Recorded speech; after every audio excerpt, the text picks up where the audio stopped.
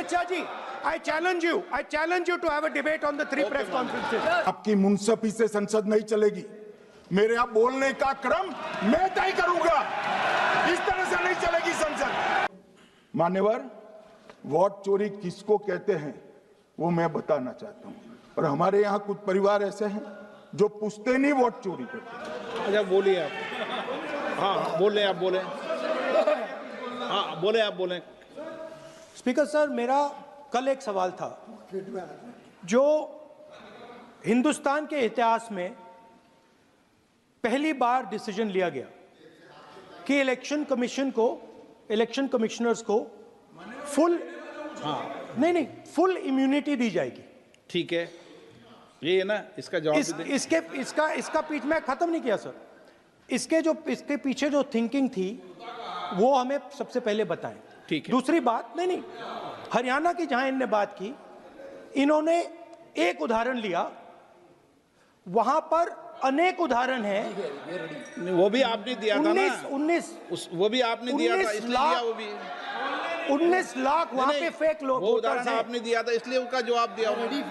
और ये भी हमें बता दीजिए, actually let us have a debate on my press conference.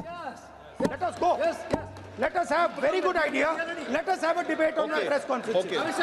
Amit Shah ji, I challenge you to have a debate on the three press conferences. Please. ठीक है, बैठ जाए। बैठ जाए। माननीय, प्लीज माननीय, आपने बात की थी, प्लीज।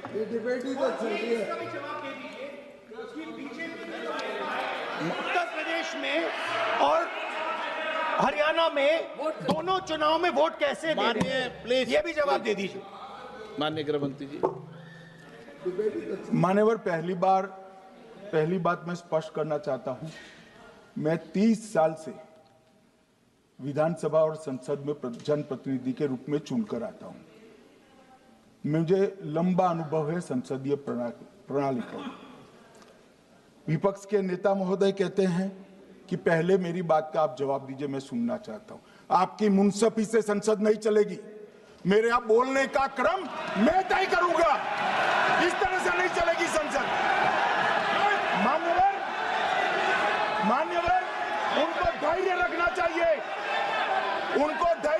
चाहिए मेरा जवाब सुनने का। इनकी एक बात का जवाब मैं दूंगा, मगर मेरे भाषण का क्रम वो तय नहीं कर सकते, मैं करूंगा, क्योंकि मैं बोल रहा हूं।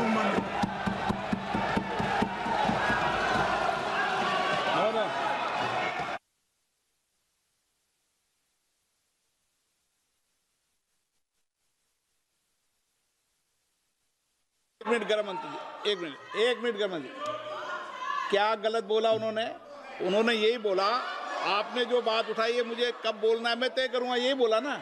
उसमें क्यों उत्तेजित हो रहे हो आप? हाँ, आपके 2-2 मिनट में खड़े होने से थोड़ी जवाब देते रहेंगे। नो, माननीय गृह मंत्री, नहीं हो सकता। मैं आपको फिर मौका दूंगा, आपको।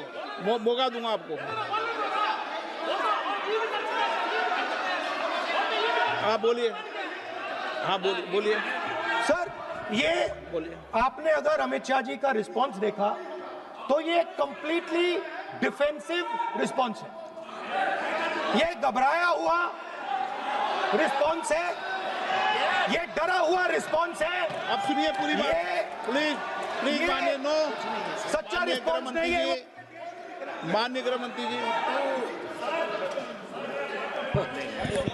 मान्यवर, आपके चेहरे पर बैठो। मान्यवर, आपके चेहरे पर चिंता की लकीरें मैं देख रहा हूं कि मैं क्या बोलूंगा। मैं उनके उत्साह में नहीं आऊंगा, मैं मेरे विषय पर बोलूंगा। मान्यवर, मैंने इतना ही कहा कि मैं मेरे भाषण का क्रम मैं तय करूंगा।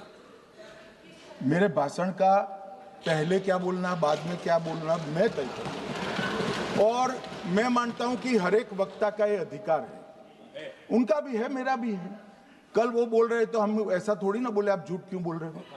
हम नहीं बोल सकते साहब। वो माननीय विपक्ष के नेता है, वो बोल सकते अपना भाषण। मान्यवर, और मैंने तो ये भी कहा, मेरा पूरा भाषण छूट कर कुछ बच जाता है तो आप पूछिएगा, मैं जवाब दूंगा।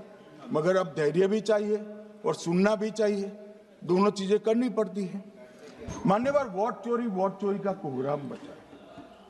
मैं वोट चोरी किसको कहते हैं वो बताना चाहता हूं। वोट चोरी के 3 आयाम हैं। एक तो मतदाता नहीं है, मतलब योग्यता नहीं है, और आप वोटर बन जाते हो तो वोट चोरी माना जाएगा। दूसरा, आप गलत प्रकार से चुनाव जीतते हो तो वोट चोरी माना जाएगा। और तीसरा, जनादेश को डिफाई करते हो, मतलब वोट के विपरीत आप कोई पद प्राप्त कर लेते हो तो भी एक प्रकार से वोट चोरी होता है। अरे सुनो ना, क्यों जल्दबाजी करते हो मानिकम? क्यों? अब मैं 3 वोट चोरी की घटनाएं बताना चाहता हूं। सबसे पहली घटना हुई आजादी के बाद देश का प्रधानमंत्री तय करना था। तय कौन करना था? तो उस वक्त के जितने प्रांत थे इसके कांग्रेस के अध्यक्षों ने, उनके एक वोट से तय होना था। अब 28 वोट श्री सरदार पटेल को मिले और 2 वोट जवाहरलाल नेहरू जी को मिले।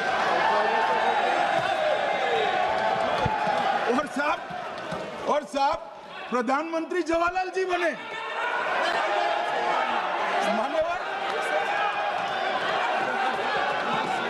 मान्यवर,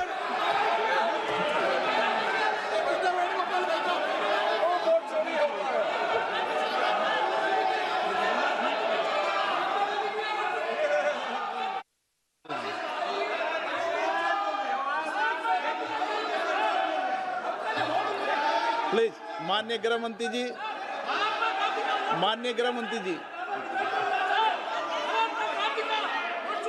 प्लीज।